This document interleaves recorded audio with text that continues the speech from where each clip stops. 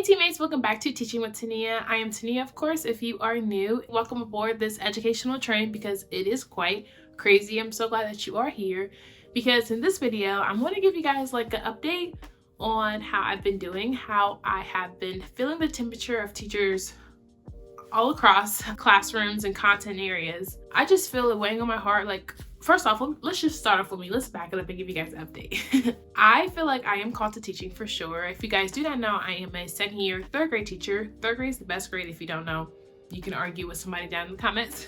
But third grade ELA has been like my heart, my dream. And teaching kids how to read is like what I feel like I'm called here to do.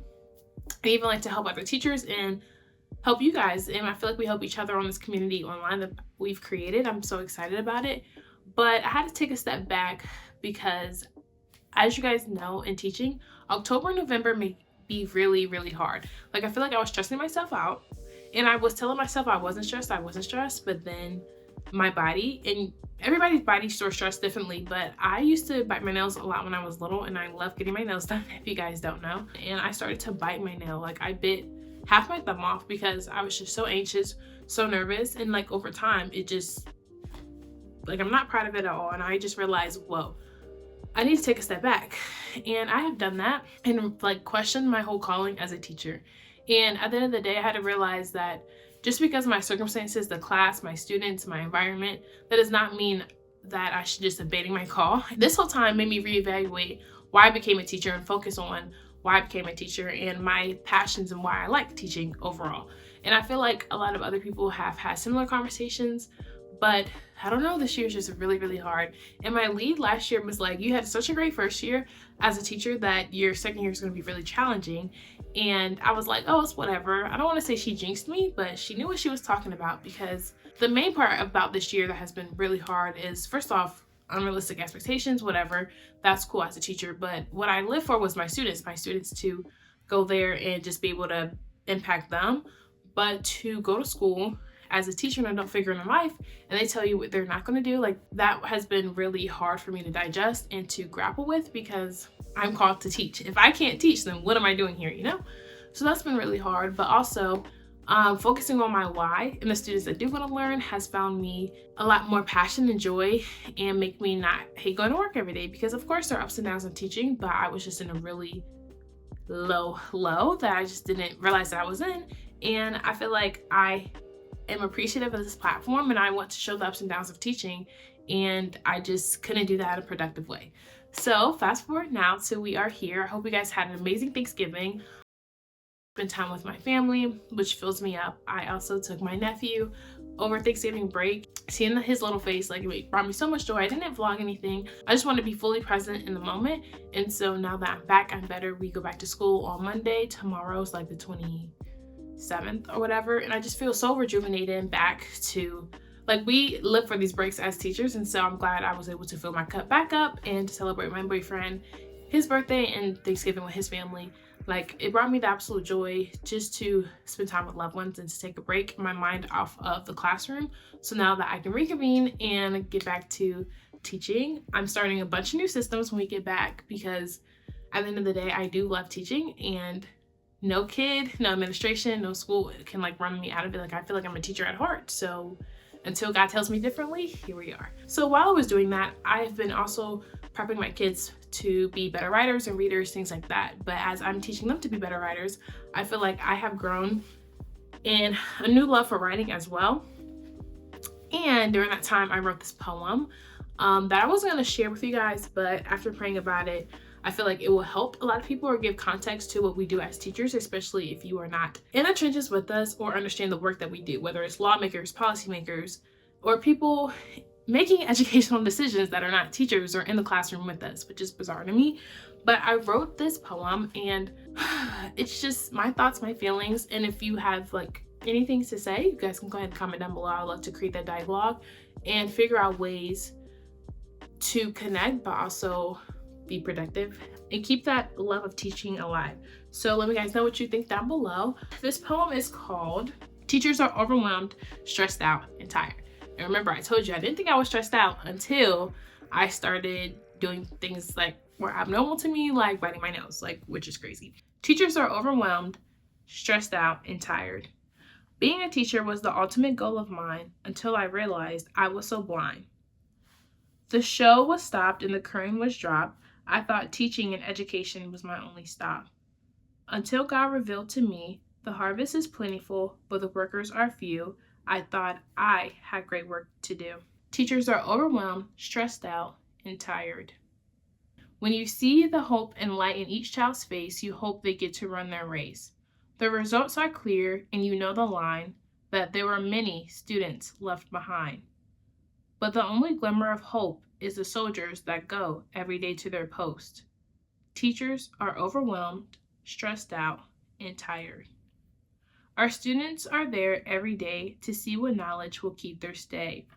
Not only does the soldier stand tall and bright, but they hold a glimmer that won't leave their sight. Teachers are overwhelmed, stressed out, and tired. Not gonna cry.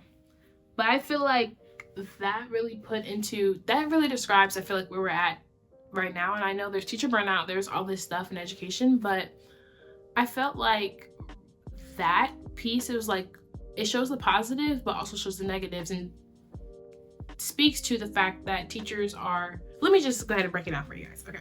So the first line, teachers are overwhelmed, stressed out, and tired. I feel like you could be overwhelmed. Okay, cool. There are positive stressors and negative stressors. But the negative stressors are when we're like totally stressed out, and I feel like those are not productive to anybody, and in fact, stress will kill. Like, I've experienced that the hard way myself.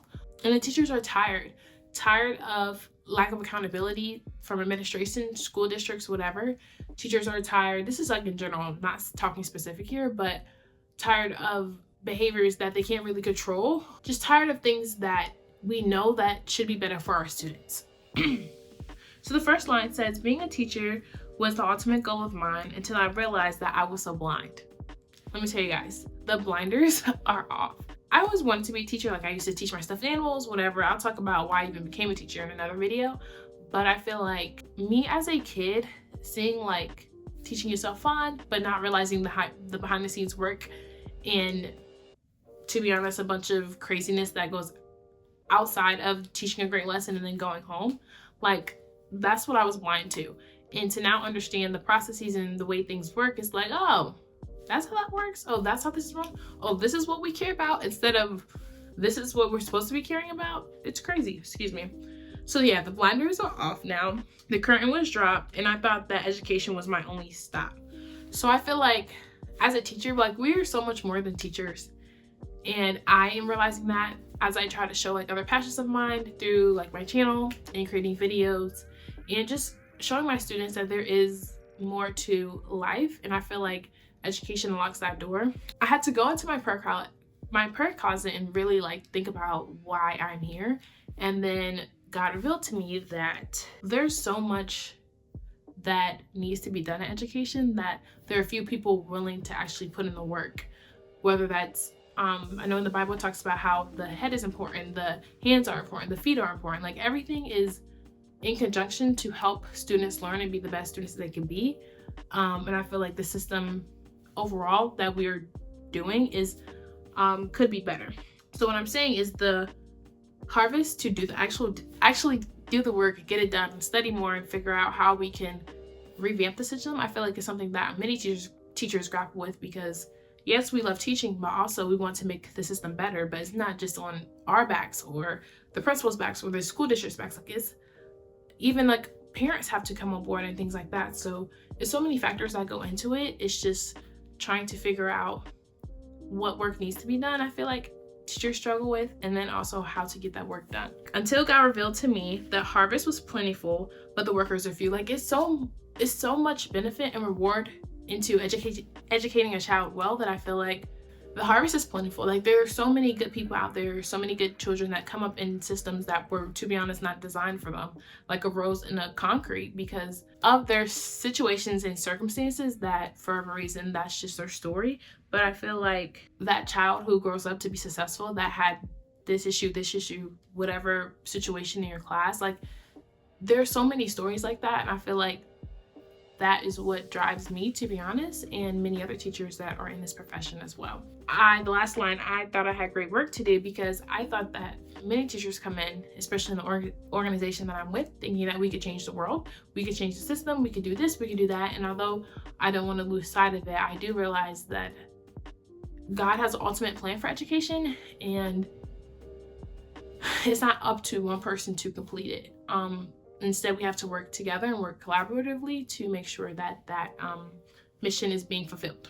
And then I repeat the line, because let me tell you, whoever's watching, teachers are overwhelmed, stressed out, and tired. If you didn't know that, you should know that now. When you see the hope and light in each child's face, you hope they get to run their race. I love that line so much, because to be honest, that's what wakes us up every day, to know that there are children out there that are eager to learn, eager to do better, learn more, grow. Like, there are people out there, there are students out there that come to school every day that are just waiting to know the knowledge that they can.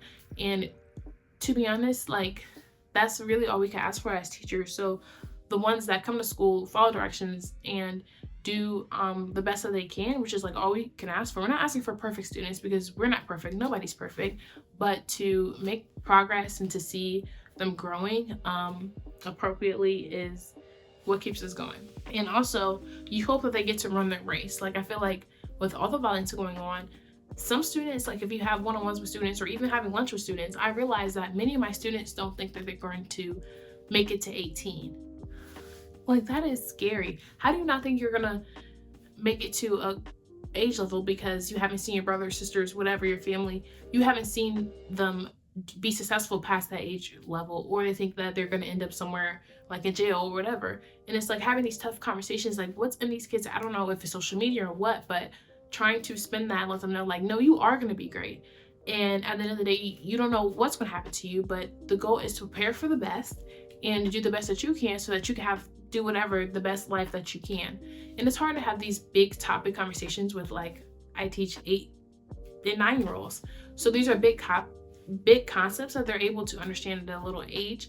And sometimes, like, even I wasn't thinking about, like, I knew I wanted to be a teacher or whatever, but also the things that come with it. Like, I wasn't thinking about that. And especially right now, like, I feel like children are growing up at a much faster rate than they're supposed to. And so we can't stop it. If they're exposed and they're able to understand certain things, I feel like it's up to parents and teachers to expose them on what success looks like or what excellence looks like. And of course, we can't define that for every child. Like, they have to, I feel like us as teachers, it's our job to empower them to get there so that when they do turn 18, 15, 25, whatever, they're able to see, like, oh, this is the life that I created because of working hard and doing the best with the resources I had.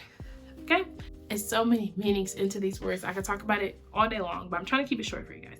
And the next line is, the results are clear, and you know the line, there were a lot of students left behind. I'm sure everybody knows about the Child Left Behind Act. If you're in education, you automatically know, and how these laws and policies are put into place that don't necessarily serve our students well. And the goal was to not leave children behind. But as you know, many students were left behind. And even though we switched to, like, a new policy in education in America, the ripple effects of that is still happening, unfortunately. And it's just hard to see some students that you know that deserve better. I'm not talking about my cousins, my family, like people like that. Like, I know that the education that they got was not the best due to that policy, if that makes sense. So we're seeing the ripple effects, to be honest, everywhere, in states near, far, even on the other side of the country as me. Like, this is, to be honest, like a pandemic, and I'm surprised more people are not in an uproar about this, because we see the effects as a teacher, like, right in front of our eyes. But the only glimmer of hope is the soldiers that go every day to their post. And I'm talking about you, the teachers that are watching this, that continue to, despite the system, despite circumstances, despite everything going on, you stand tall and you go to work every day doing your best for your students, providing whatever needs that are met or that are not met at home, at school, just filling in the gaps that these students may need. I see you, I salute you, I value you, I appreciate you. And those, even though the students cannot say it now, like, later down the road, they will see, appreciate, and know that Miss or Mr. So-and-so was my outlet that pushed me to limits way far past my imagination, Those are the soldiers, and those are the people like you and I that go every day, administrators, school leaders, and CEOs of schools that do what they're supposed to do and do right by children and know that the best practices that are there for them and meeting the needs that, to be honest, the system may say, oh, you don't need this, or because of funding of this, whatever the excuse is, it doesn't matter, because guess what, this child in front of me needs to be educated well and needs the resources and opportunities to do the best that they can in life. So I appreciate you. I kind of went on a rant with that one, but that makes me happy. And then I repeat the line, teachers are overwhelmed, stressed out, and tired because we're dealing with all these things that I just mentioned before. Our students are there every day to see what knowledge will keep their stay. I also love this line because I know that sometimes education is the only way out for a child. If you're not an athlete, if you're not a rapper or a singer or have some special unique invention, like it's hard for regular everyday students that have great potential to make it out of the city, district, or whatever they're in. So the power of education, I will not stop saying this, of educating a child well, you can change not only that kid's life, but their family's life and ripple effects in generations to come. So actually me and my family was talking about this over Thanksgiving. Like, I speak for the kids, I speak for the trees. If you guys saw that Dr. Seuss movie, for the kids that can't speak up for themselves, I feel like that's what makes us teachers, and we've been granted and gifted this opportunity. I know sometimes some days are a drag, it's whatever, but at the end of the day, we have an opportunity. We get to go to school and teach these kids and see what they can be, and feed into that flower and water them and nurture them and give them the correct education, whether it's reading, writing, math, science, social studies, giving them the knowledge so that they can make their own informed decisions when they get older. Having the knowledge to make good choices, be better, that can literally save a child's life. The soldiers stand tall and bright. The soldiers are the teachers, so I keep referring to you guys, us as teachers. They won't let the glimmer of hope out of their sight. So basically saying that there is a bright future for all these students and all the parents in the communities in which we work in. There's so much potential there, and although things are not going to be perfect, having that glimmer of hope to see and have the dream and possibility to know that education can be better, and it will be better for our students later on in the futures if we do the things now, put the policies in place now, correct the mistakes from the past now, do better and know better now. The possibility of education is endless, and I feel like with the new technologies and things like that, like there's so much that even I want to do, and it motivates me to be better teacher as well. And then I end along with teachers are overwhelmed, stressed out, and tired. So that is the meaning of all of that. But just to sum it up, if you are a teacher or a family member of a teacher, whatever you can do to show your appreciation or ask, how can you as a business owner, an investor, a community member, what can you do to help out this school that's in need? And what can you do to volunteer or feed into a child's life that will pay dividends when they get older? If you're not a teacher, then that's what I encourage you to do. And then if you are a teacher, comment down below what are some of your ideas or some ways that you think that we can live productively with this productive struggle, just like we ask our students to do, with the idea that yes, we have the system that is not the best. Also, we have these students that deserve the best. And what do we do with that in between? And how are we changing our classrooms to not feed into the system, but give our students the knowledge that they need to be successful? Whether that's ditching curriculum for a day or just having a civilized conversation, human to human instead of teacher to teacher. Teacher to student, just having those conversations, picking their brain and figuring out what they want to do and giving them ideas or expanding their knowledge, vocabulary, writing skills, reading skills, math skills to get to where they want to be in life. I feel like that intrinsic motivation is what keeps students coming to school every day and making sure they want to learn and be the best that they can be, no matter what their circumstances are outside of school, to know that you care about them, and at least for this school year, no matter how many days they come to school, what their attendance is like, or just let the excuses be out the way, because at the end of the day, that's not going to help this child get to where they need to be. Teachers are overwhelmed, stressed out, and tired. So with that being said, thank you guys so much for watching this video. I appreciate you guys so much for subscribing and listening to me, and I'll see you guys in my next one. Peace.